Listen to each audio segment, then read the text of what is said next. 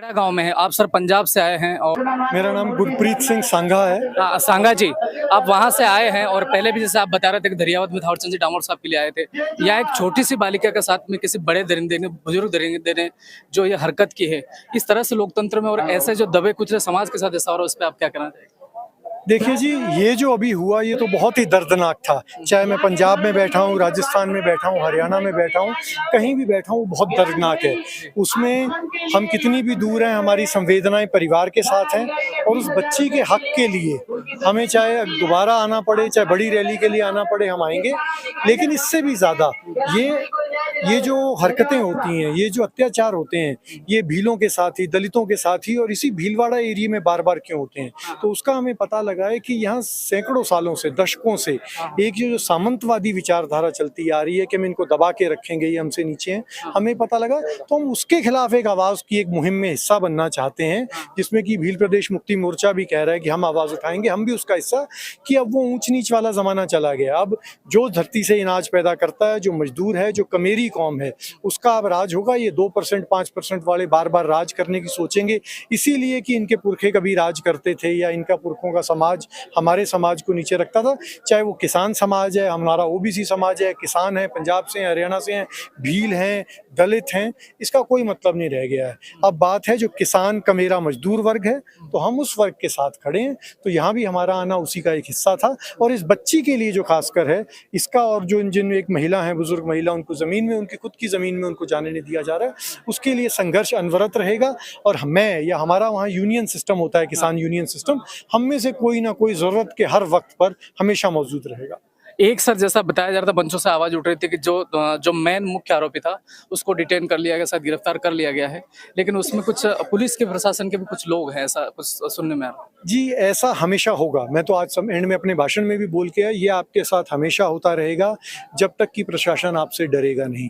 हमें वो स्थिति लानी है। आज ऐसी स्थिति आप देख लीजिए कि हरियाणा में, पंजाब में इतनी जल्दी नहीं होती, वेस्टर्न यूपी में भी इतनी नहीं होती है, राजस्थान के भी जब उत्तरी राजस्थान के जिले देखते हैं वहाँ नहीं होती है। कारण ये है कि प्रशासन यहाँ बेखौफ ऐसे, उसको किसी का डर ही नहीं है कि हम तो अत्याचार करेंगे और ये होता रहेगा।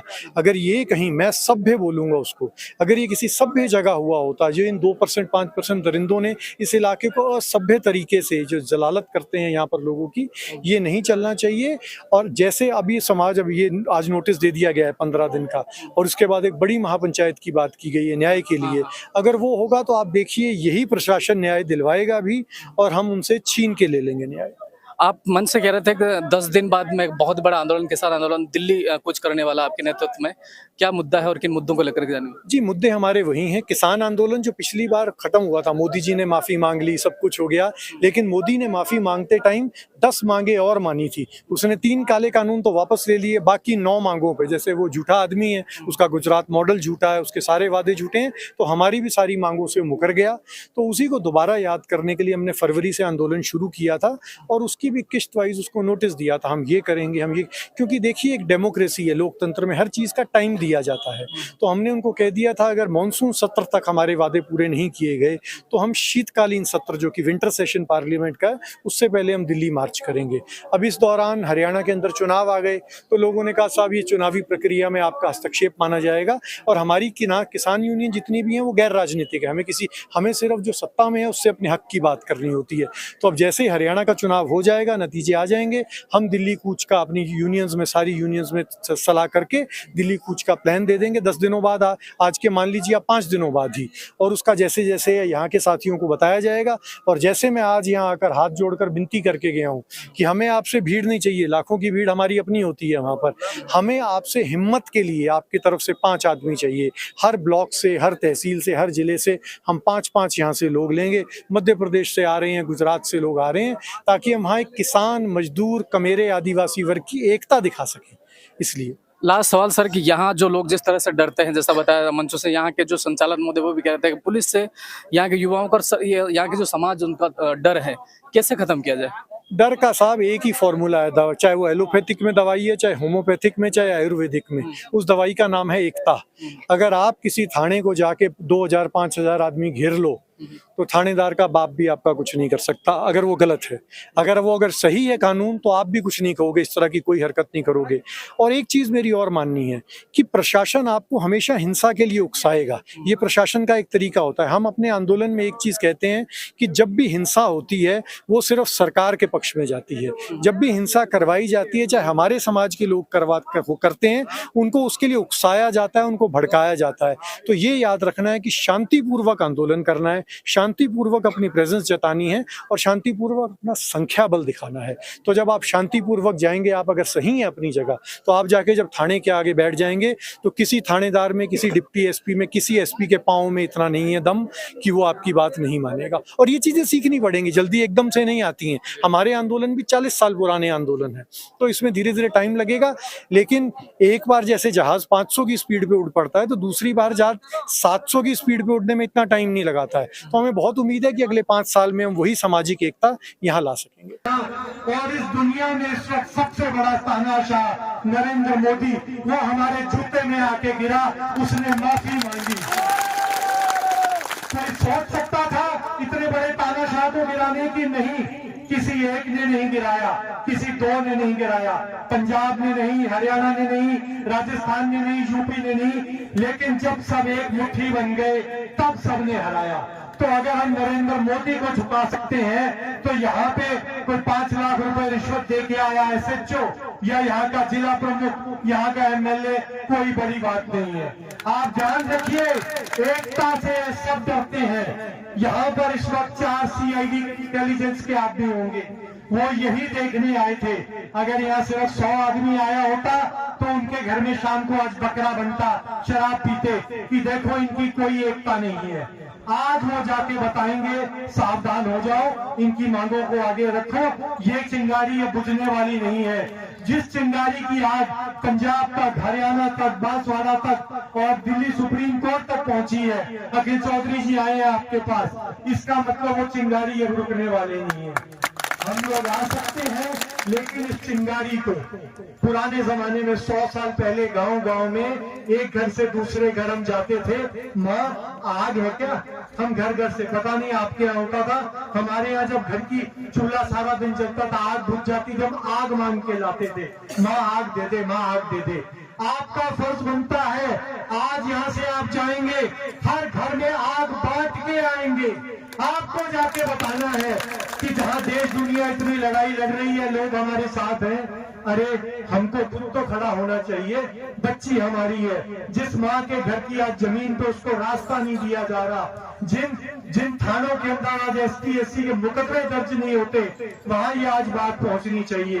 एक आदमी 5 आदमियों से बात कर लेगा, हमारा फर्क पूरा हो गया। मैं मान लूंगा हमारे डीजल के पैसे निकल गए, मैं मान लूंगा मेरे दवाई के पैसे निकल गए, जो मैं रात को दवाई खा के चला था। भाइयों, यहाँ पे बड़ी जोश वाली बातें की कांति भाई ने, मैं जोश की बातें नहीं करूंगा, मैं चेतावनी देने आया हूँ। चेतावनी कब देते हैं? जब घर में आग लग जाती है तो चेतावनी देता है, भैया भाग लो, घर में आग लग गई। चेतावनी देते हैं, भैया कैंसर हो गया शरीर में, बड़े डॉक्टर के पास चले जाओ, मरने वाले हो। मैं आपके मुंह पे बोल रहा हूँ, बुरा मत मानना, आप सब मरने वाले हो। आपकी माताएं बहनें सड़कों पे जलील होंगी, नीलाम होंगी अगर चुप करके बैठे रहे। अरे आपको कोई कुछ नहीं समझता। ये जो 2, 5, 10, 15% वाले हैं, ये अपने बाप का राज समझते हैं इस मुल्क में। दिल्ली मुंबई इंडस्ट्रियल कॉरिडोर बन गया, DMIC, एक फ्रेट कॉरिडोर बना दिया, सरकार की विज्ञप्ति आ गई, हम इस जमीन को अवाप्त करते हैं, हम भूमि का अधिग्रहण करते हैं। तुम्हारे बाप की जमीन है जो अधिग्रहण करते हो। हमारे पंजाब में जब किसान कानून आए तो हमने किसी को कानून नहीं समझाए, हमने उनको बोला तुम्हारे जो कानून है तुम्हारी जमीनें छीन लेंगे। किसान ने कहा मैं मर जाऊंगा, मेरे बाप दादा की जी हुई जमीन नहीं जाने दूंगा। किसान आदमी, आदिवासी आदमी, दलित समाज का आदमी भोला आदमी है, कमजोर नहीं है, भोला है।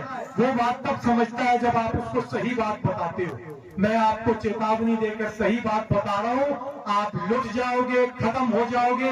जो बुजुर्ग बैठे हैं बीमारियों से मरेंगे, जवान बच्चे इनकी माइनों में जाके काम करेंगे, सिलिकोसिस बैठ जाएगा, 3-3 साल में उनकी लाशें आएंगी, घर में माताओं बहनों के बच्चे नहीं होंगे, आपके बच्चे मरेंगे, बच्चियों को इस जालिम उठाकर ले जाएंगे। अभी तो कहीं एक कुएं में, कहीं अकेले खेत में से कोई बच्ची को उठाता है, बच्ची मूक बधिर है, लेकिन ये एक जवान बच्ची को उठाएंगे क्योंकि उनको मालूम है ये आवाज उठाने वाला कोई नहीं है। आज के बाद मैं इतना तो निश्चिंत हुआ हूं कि आज के बाद आप लोग जो आवाज उठाओगे वो करेगा ही नहीं, पूरे भीलवाड़ा में गूंजेगी। इस चेतावनी को आप बुरे तरीके से मत लेना, बिना चेतावनी के कोई नहीं उठता। लोग घरों में जब तक एक साथ रहोगे तभी साथ रहोगे, तभी तक आप सेफ रहोगे। जब मैं आ रहा था मुझे किसी ने कहा अरे वो तो आदिवासी है, अरे अपने को वहां सरदारों को वहां जाके क्या करना है। और जब हम कांति भाई के चुनाव में गए थे, मैं भाई थावर चंद के चुनाव में गया था, मुझे ध्यान था, एक जगह जाके 10 मिनट का भाषण दिया, कुछ गलत नहीं बोला। इनके समाज में बात चल गई, देखो वो खालिस्तानी आया, खालिस्तानी देशद्रोही।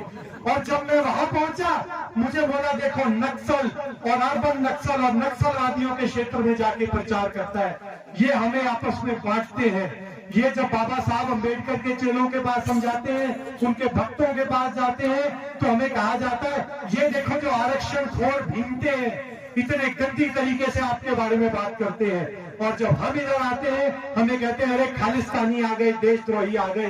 अरे बॉर्डर पे बच्चे मरते हैं तो आपके और हमारे मरते हैं। ये 2-5% वाले जो घंटियां बजाकर देश पे राज कर रहे हैं, इनके बच्चे नहीं मरते। तो देश में राज किसका होना चाहिए? जो खून देता है, जो पसीना देता है। बहुत हो गया इनका राज। जो धरती से नाज करेगा वही देश पे राज करेगा। ये भाई हमारा राजेश मीणा रक्षक आज वो इस दुनिया में नहीं है, उसने ये अलग पढ़ाई थी कि जो धरती पे काम करने वाला है, मजदूर है। अब ये जाति पाति में बंटना भी बंद कर दो।